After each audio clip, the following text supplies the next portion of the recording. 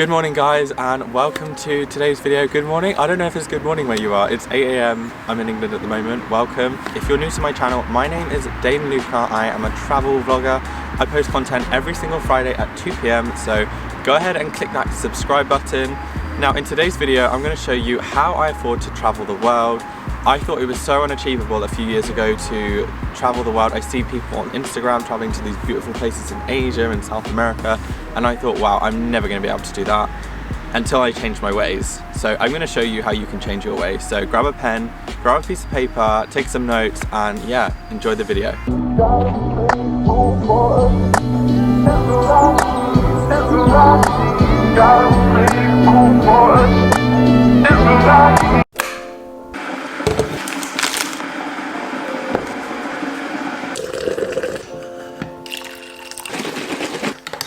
So I worked out you can actually save a hell of a lot of money by not buying coffee every day. So this coffee probably only cost me about 20 to 30p to make, whereas in the shops you're paying about £3.50. And I worked out if I stop buying coffee every day, which was about £3.50, that's £3.50 times 5. It's about, I worked it out to be about £800 a year I was saving. So travel, coffee, travel, coffee, travel, coffee, coffee.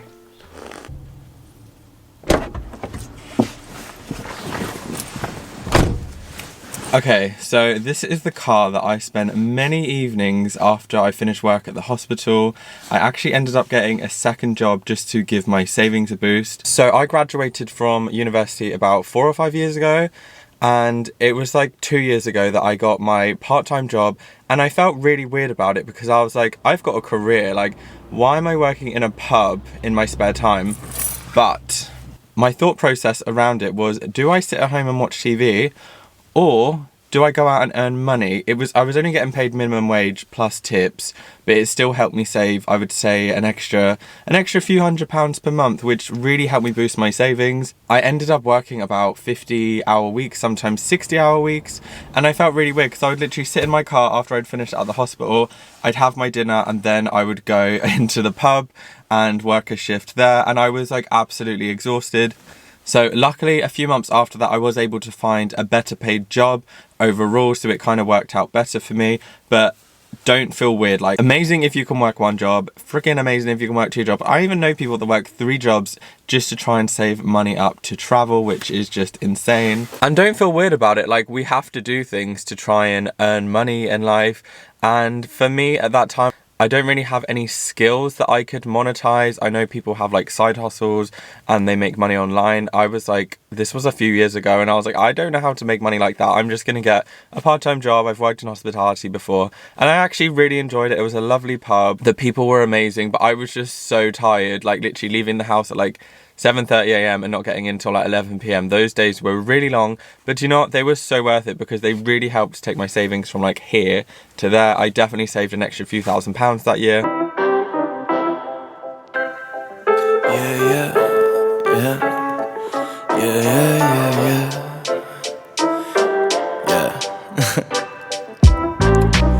My life depends on trying to figure a scribble I could let loose, dodging the dribble that they trying to throw my way. I think I figured that them figures out together.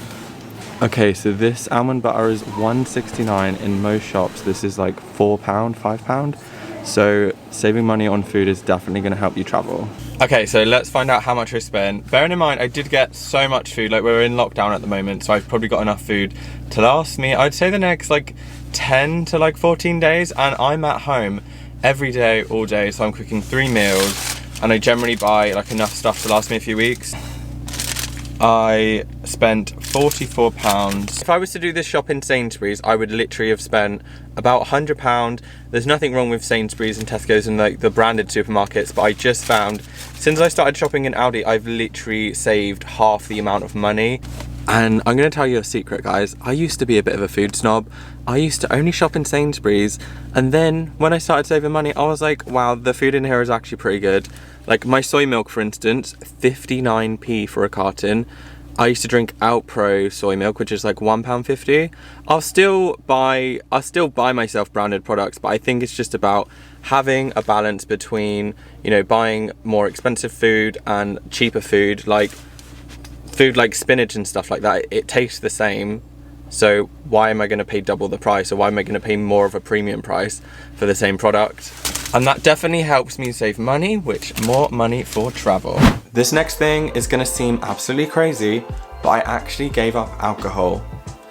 I'm going to preface this by saying I didn't give it up completely, but instead of drinking every weekend where I found myself spending 40, maybe £50 at the weekend on alcohol, I just decided to drink on special occasions and when I'd be out of the country, which was only really a few occasions last year. So I pretty much didn't drink the whole year. And yeah, I just managed to save so much more money, and I literally said to myself as motivation, you will be on a plane January 2020, spend your money on beers when you're not in the country. It was hard at first, but actually, you know, friends understand, they kind of get used to you not drinking. So yeah, if you're trying to save money to travel, stop drinking alcohol. So another thing that you must do is save first and spend second. What I mean by that is make a realistic budget for yourself. Work out, what is my income? What can I realistically save? Do not make this unachievable, because you're only going to feel bad when you end up moving money from your savings account into your general expenses, and you're just not going to hit your savings targets. And when you're making your budget as well, don't make it unrealistic. Don't say to yourself, I'm going to live off £20 for the week, because I know that you're not going to do that. I've been through that phase and I've tried to limit myself to my expenses, and then I just end up spending even more, and then I feel bad that I didn't save, and then I didn't hit my savings goals. So it just doesn't work out.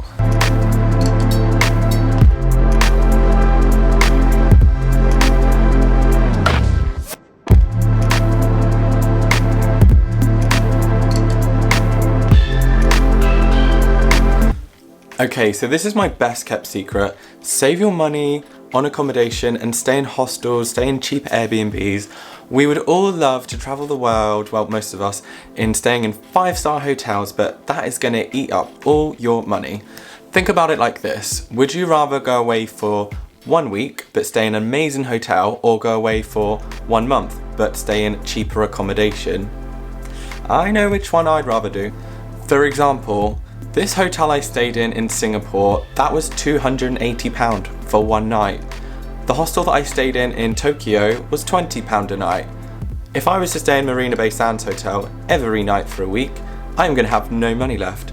If I was to stay in a hostel in Tokyo every night, that is going to cost me significantly less. If you want to be able to travel a lot more, I highly recommend either sharing cheap hotel rooms with your mates, or cheap Airbnbs, or just staying in a hostel. I feel like hostels have really bad reputations.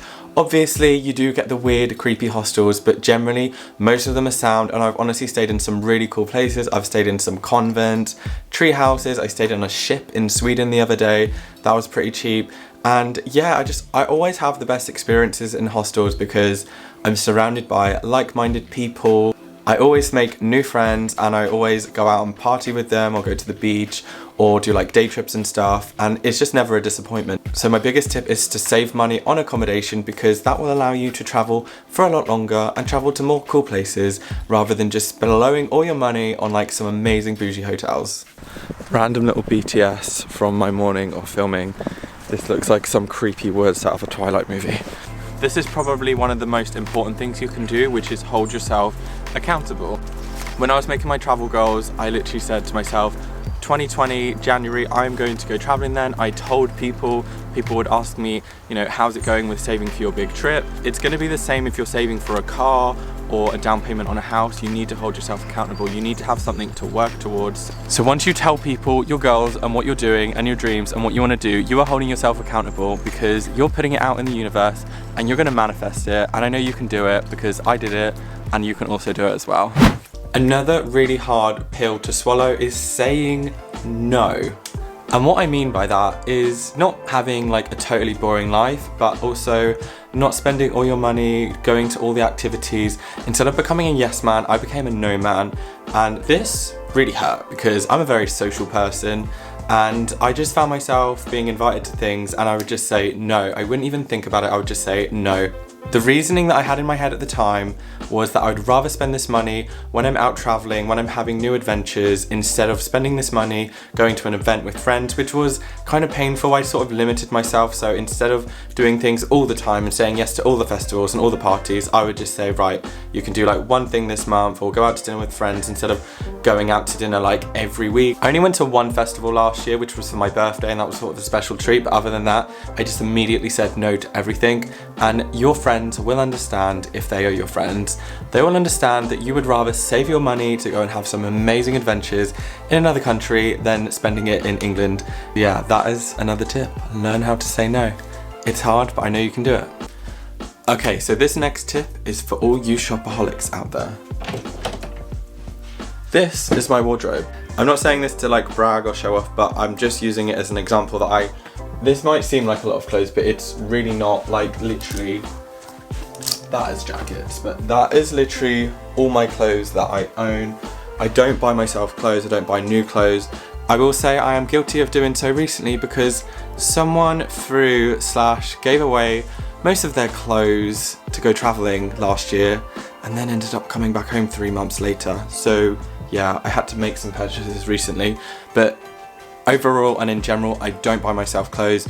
If I do, I will buy them from a charity shop because they're literally so much cheaper and good quality. Just giving you a little tour. So like this, for instance, this in probably like Top Man or Topshop is probably going to be like 50-60 quid. This was a tenner from the charity shop. So yeah, if you want to save money for traveling, highly recommend you stop buying clothes. You do not need it when you're traveling. You'll literally wear the same thing all the time and you just have more money because you didn't spend it all on clothes. I hope you enjoyed that video, guys. I hope you found it useful. These are just my general tips on how I afford to travel all the time, and I'm living proof that these tips, they worked for me. I saved up enough money to travel the world for a full year.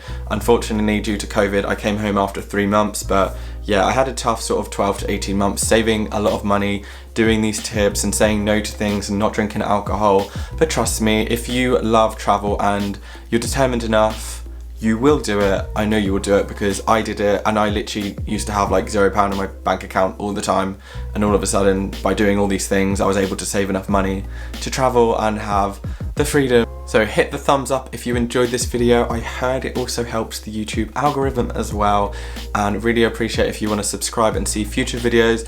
I'm also posting a lot of reels, so I'm going to do another selfless plug and say go follow me on Instagram, guys, because yeah, I'm posting a lot at the moment, so there's some good content on there, and hopefully next year we'll be back traveling again. It's currently December here, but yeah, stay tuned because I do have so many more travel videos that I've planned. And yeah, let me know your tips down in the comments below, and I will see you guys in the next one, so peace out.